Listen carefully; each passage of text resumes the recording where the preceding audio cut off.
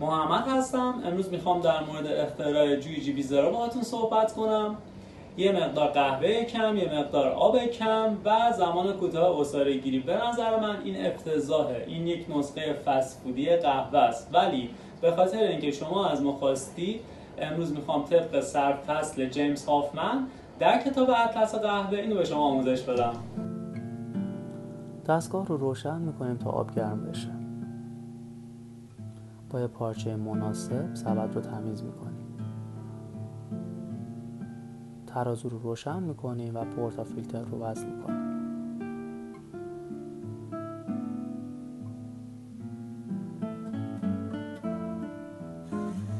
دقیقاً قبل از فرآیند عصاره گیری قهوه رو آسیاب میکنیم.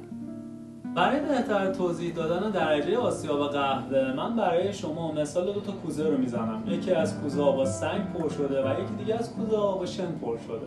خب مسلماً کوزه‌ای که با سنگ پر شده آب رو خیلی با سرعت بیشتری از خودش عبور میده. این استدلال میتونه به شما برای درک این مطلب بیشتر کمک کنه.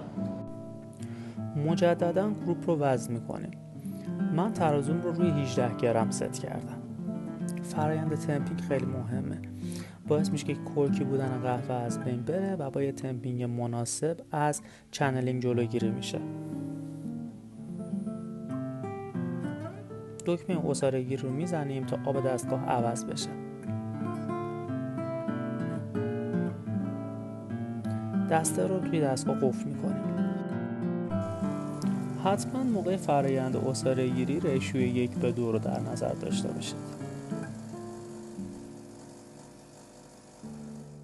اول از همه اینکه یه سری اطلاعات رو باید از روسترتون بگیرید، مثل زمان عصاره گیری و مقدار قهوه مورد نیاز برای هر بار عصاره گیری.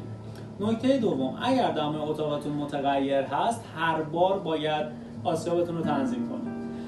نکته سوم، بعضی از دستگاه‌ها این قابلیت رو به شما میدن که شما میتونید دمای آب رو تنظیم کنید و بسته به درجه روز شما میتونید بین 90 تا 94 یک دما رو انتخاب کنید.